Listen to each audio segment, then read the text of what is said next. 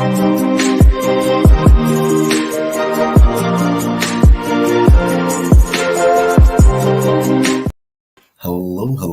and welcome to another episode of TacoBytes, your daily bite of Degen, episode number 578, coming to you live from somewhere, nowhere, London.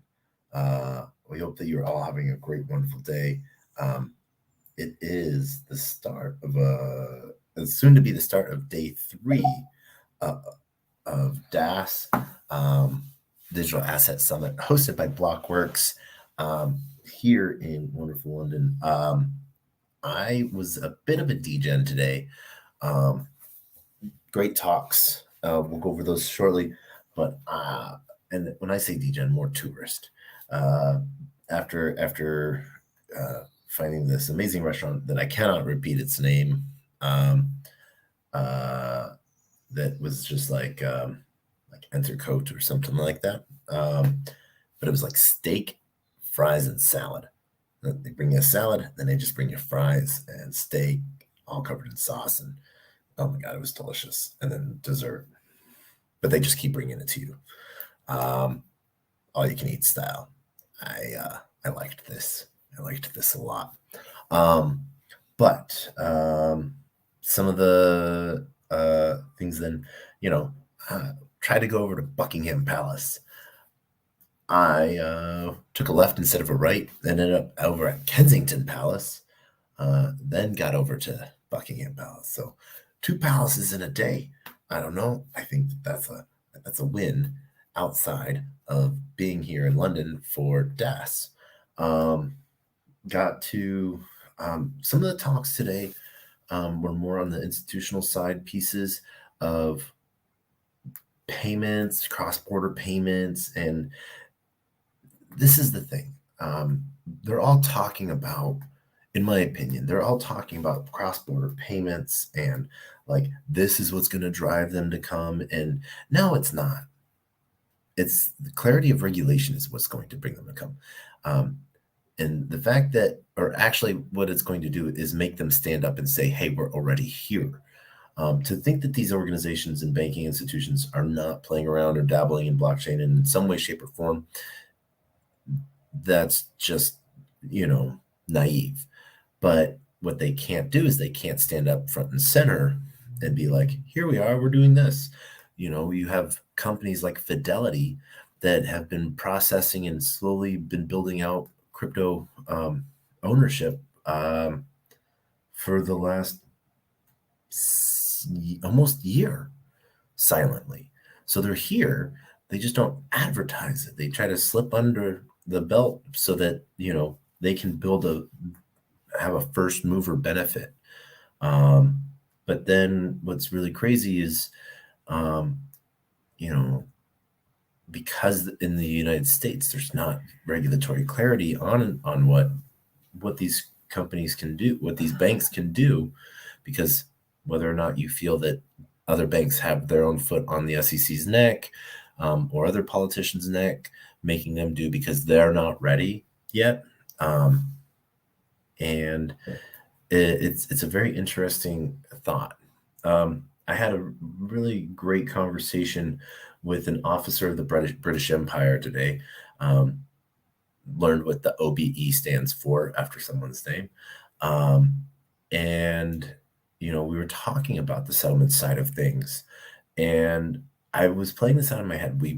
We talk about an instant settlement, and that's what blockchain brings as a solution. But one of the things that we have a really hard time on seeing, Rolando, GM, I see you. I am enjoying the tea. But what we see here in the settlement side, that is what we talk about in blockchain, instantaneous settlement. Right now, if I were to wire you $1,000, $500, $1,000, $50,000, $100,000, it would show up in your bank account pretty quickly, or you would get notification that you have it and that it's coming fairly quickly.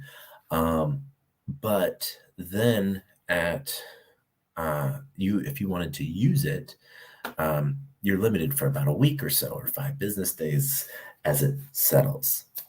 Well, if it's no longer in your bank account, it's no longer in your bank's holdings, but it is in your bank's holdings. What are they doing? They're playing around with it. And that's one of the things that, it's my money that I gave to you. So it's your money now, but neither one of us can touch it, but the bank can go play with it. Now, one of the things that got into a deeper discussion on is how much the system relies on being able to play with that money. Yes, a lot of those banks are using it to make their own over collateralized loans or loan payoffs, or borrowing pieces. And so, they're earning money based off of that. But it's also one of those things that help sort of this is why there's more cash in circulation than there is money in banks, I guess you could say, is because they need to rotate that around and push it around. And so they make fun of us for printing money, creating tokens out of thin air, yet this is something that they do and they recirculate. But it's something that if you think about it, it is something that the industry truly needs right now. If we were to stop it instantaneously, things would be broken for, a week, 2 weeks as settlements and stuff come along. But that is one of the biggest things, that if money is exactly where it's supposed to be when it's supposed to be there, but right now the system there's a lot of loosey-goosey money. That means if the system changes overnight, then there will be consequences, and not necessarily any consequences that you or I might see right away, but it will be felt in some way, shape, or form. And so I've had this position for a while, but I want you to consider it. We cannot demand that banks and institutions come to blockchain, but what we can do is we can incentivize them to, because that is how we have learned to test out new blockchains, to test out new protocols. You have to incentivize people. One of the biggest incentivizations that I use to onboard people into crypto is Coinbase Learn and Earn. What does it do? You sign up. I'm an affiliate for Coinbase. You sign up and you don't even have to attach your bank account or put any money in. And you start taking their Learn and Earn courses. You're learning about the different blockchains that they support and stuff like that, and different projects and promotional pieces. And they pay you. They give you money to do it. And it incentivizes you. It's your money. You can do whatever. You can sell it into USDC. You can then transfer it, off chain or on chain and stuff like that, off of Coinbase, and you can do whatever you want with it. It's yours now. But they feel that if they do this enough, it'll incentivize you to stick around. And so that's one of the things that we need to slowly start looking at ways and possibilities to do. Yesterday's TacoBytes, I was so jet lagged and worn out. I couldn't do the presentation live, but I showed the recording. I watched Stani Kirchhoff and Sergey from Chainlink. So Stani from Aave Protocol, Lens, and they were talking about the incentivization model possibly needed to get institutions into the digital asset space. And they too said that it was most likely yield that will bring it. And as long as that yield is higher than what interest rates are, that is a very high probability of carrot stick, not needing the stick, but the carrot. But because there isn't regulatory clarity, large players are afraid to publicly do it. Now, day 2 of DAS was amazing. Got to listen. And the reason why I'm not saying exactly who I was speaking to is because during some of the morning sessions, they were under, and I'm going to butcher this again, Chatham House rules.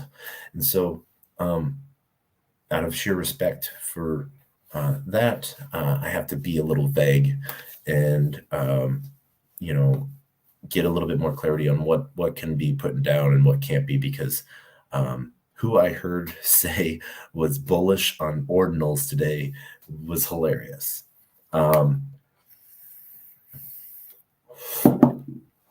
But with a lot of people that I consider degens, they might not consider themselves degens. Part of the conversation with some of what these institutional players are saying, they're acting like they know everything. They know Tradeify. We're going to give them that. I will give them that. They know TA. They sleep in TA, dream in TA. And I responded to a friend the other day. TA is broken when it comes to crypto. Technical analysis. The only reason why it works is because enough people use it. People quit using it, then it wouldn't work. That's the same reason why you have to trade on moon cycles, because there's enough money that follows moon cycles that it can move markets. So you can bet against it if you want, but because there's enough people that believe in it, that do it, and there's enough people that know that other people believe in it and follow suit, then thus you have to follow those trading patterns. If enough people traded on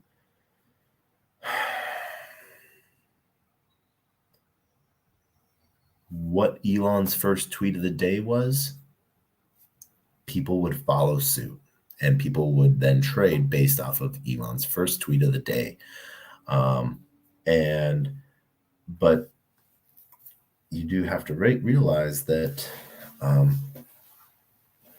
there's interesting plays put in there, and the reason why I say it's non-comparable is because these a lot of the TA tools were all instituted and built and formulated and repeatedly smashed against a market that is open from 9:30 to 3:50 p.m. Monday through Friday. Blockchain is 24/7 and moves based off of dick pics and memes. And so can be considered a system that has a heart and mind of its own. Like, let's talk about Slurf, because Slurf is the talk of the town the last couple days. Almost $11 million was burned. Yet it is talk of the town, and it is kingfish right now. It's rather interesting. And so I think Zach XBT put out a really cool post that I just briefly read through of since March 11th. So 9 days, over $177 million has been sent to wallets for pre-sales. Yes, some have been rugs. Why you would send any money to Ramo, why anyone still entertains Ramo is beyond me. A bad actor is a bad actor. So yes, Ramo, I'm calling you a bad actor. Should be treated as such. People think that because someone's a good scammer that they make a good project for some reason. I don't understand that. But to go back to what I was talking about when I was talking with the officer of the British Empire, pretty amazing person.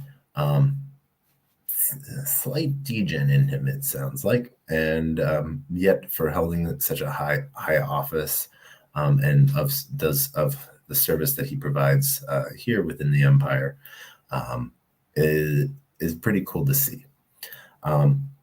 Towards the end of the day, 1000X podcast that's hosted on Blockworks did sort of an onstage piece, and one of the questions that they asked to the crowd was, who owns the Bitcoin ETF? And me and 3 other people, I think he said, raised their hand. I couldn't see behind me, raised their hand. When asked who owns crypto, pretty much everyone raised their hand. And so what I wish he would have then asked was, who owns crypto in a self-custody wallet? That would have been a good driver between the other half of that question. But he was sort of surprised. He's like, those numbers sort of don't surprise that all of this money that's flowing in for the Bitcoin ETF is new money. People that are new to crypto, first timers that really, it's sort of their piece.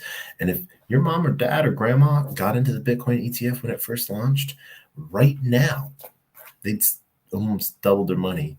And, they doubled their money in their first 35 days, so it's interesting. But there's a lot of talk on the stability of it and removing they think that the more money that flows into it and more owners distributed, that then it'll bring a little bit more stability to the price and won't see, skyrockets, but you won't see those drops on it either. And will the market follow suit with Bitcoin and become more stable? That is an interesting aspect to think about. I think there's a lot of cool pieces going on, but some of the rest of the stuff that happened within DAS today was pretty amazing. Got to then also go to a Dunes event this evening and connect with the Dune team for Dune Analytics. And that was pretty fun. One of the cool things that I'm going to be able to get to do is get some of the DevRels from Dune Analytics on the program. And we're going to teach you how to make your own Dune dashboard on how to go about using Dune. We'll start slow and then make it a long episode and just have fun with it, which I'm going to really enjoy, because I used to make a few Dune dashboards back in the day. And so we will try to make something crazy and fun so you guys can sort of make your own analytic platforms.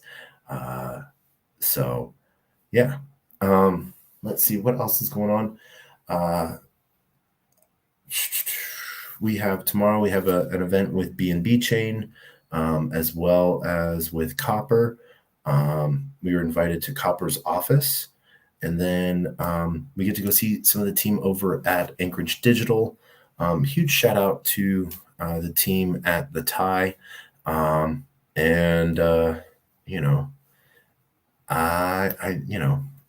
just think really, really, really great shout out to all of the sponsors showing up. There was some interesting people. We're going to be going over a lot of the paperwork that we collected and stuff like that. And we do have the swag report as always. I do like the Kujara. We're going to have some fun talking about them. I hope you're going to like that. But we did talk a lot with what's going on in AI. Talked with Syscoin. Syscoin's making some big moves as well. Super excited to see what's launching out and coming out over the next couple weeks and months. Last little bit of alpha, Dune Analytics just recently launched in Polkadot with 6 of the parachains by Colorful Notion, which is doing the indexing. And then soon, Moonbeam is going to be as well getting indexed, and analytics are going to be able to be built out on Dune, which will be really cool to see. Let's see what else. Information alpha. I don't know. CPU coin doing great things there. Talking a lot with a lot of different projects. Got to meet one of the founders of Ondo and talk to him about Sweet Protocol. Talking with a bunch of other projects about Sweet Protocol, and it's sort of weird. One funny thing is a lot of people that are deem themselves as degens and stuff like that were surprised that I could sit through all of these talks and everything like that. And they're like, it just makes my skin crawl. And I'm like, why? I want them here. I want them in blockchain. and they're like, oh, well, they act like they're masters and they own it and they know what's going on. And I'm like, have you ever found something you really liked? You might not have known everything about it, but then you started using ownership type words, my project, all of these things, so that you could then feel comfortable learning like an affinity for it and make you want to then see it succeed. So I want these institutions to come in and feel ownership. um, I'm gonna still be putting away in my DeFi degen and being a degen in a doxed world. And it's going to be interesting to see how these projects and how these companies move. But there is so much money waiting and knocking at the door. So with that, we are going to end TacoBytes tonight.